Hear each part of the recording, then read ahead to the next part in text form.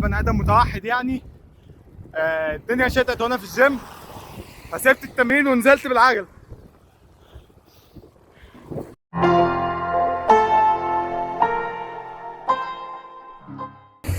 السلام عليكم، ازيكم عاملين ايه؟ معرفش ايه اللي نزلني. كنت هتمرن في الجيم عادي جدا، فجأة قمت قايل الدنيا بتشتي هنزل على الدائري. الدنيا بايظه جدا، الطريق زي ما انتم شايفين، بس قشطه يعني. اظن يعني ان دي من امتع التجارب اللي انا جربتها في حياتي فعلا. بعض الناس هتقول ان انا يعني ويلد شويه، بس بس انا مبسوط يعني، بالرغم من بصات الناس الغريبه جدا.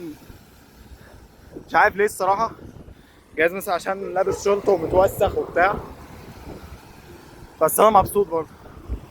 طبعا انا لا كنت مجهز ان انا اصور ولا نيله، الموضوع جه فجاه كده يعني.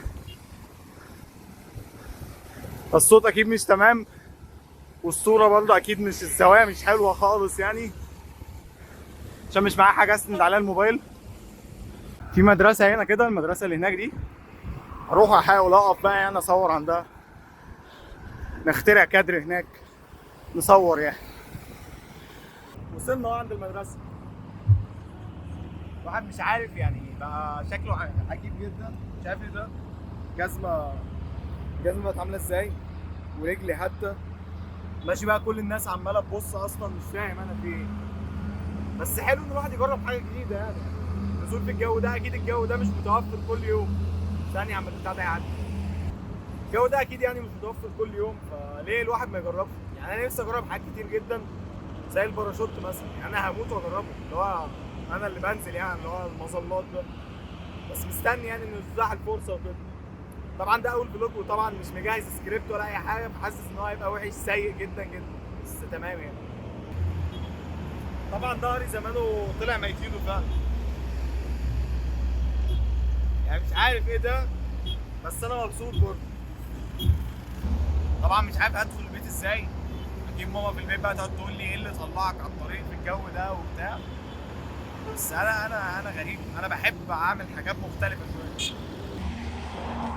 ده انا هتعذب والله اما اغسلها بجد، فعلا هتعذب جامد قوي يعني. بس تمام تمام، الواحد اتبسط برضه. السما طبعا بقى شكلها حلو قوي قوي يعني بعد المطر وكده، الشمس بقى وبتاع. الجو ده عايز سحلب كده، هروح اعمل سحلب. طبعا راجع يعني مبهدل جدا، وشي حتى نطر عليه طين من العجلة، كمان مفيش رفارف وكده، حتى ظهري كمان باظ يعني. مش عارف بجد، حاجة غريبة أوي. بس بجد يعني تجربة فعلا تستحق إنك تجربها يعني. مش أكيد مش تجربة إن الدنيا تشتي مثلا تقوم نازل بالعجلة، لأ، أنا قصدي أي حاجة مثلا مختلفة شوية تجربها. يعني أنا مثلا على طول بنزل بعجلة، بس أول مرة مثلا، أو هي لأ، هي تاني مرة. أول مرة كانت في ثانوية عامة تقريبا، تاني مرة اللي هي إن أنا أنزل في جو عامل زي ده. حاسس إن أنا عملت شيء مختلف، أو اللي هو يعني في جو جديد أنا نزلت فيه يعني، فالتجربة اتغيرت شوية، فحاجة حلوة طبعا.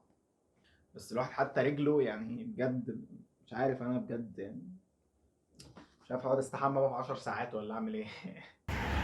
طبعا بقى لازم البس البنطلون برجلي دي يعني. مش عارف الشنطه بقت عامله كده ليه،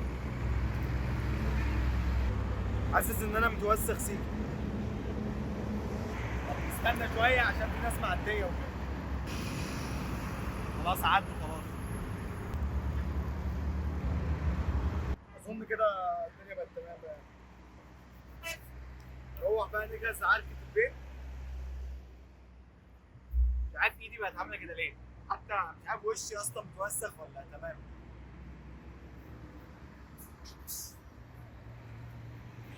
بس كده، ده كان الفلوت بتاع النهارده، صغير كده، هو جه في دماغي فجأة كده وانا ماشي في نص الطريق يعني.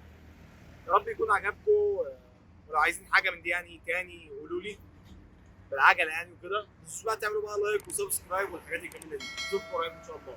يلا، سلام.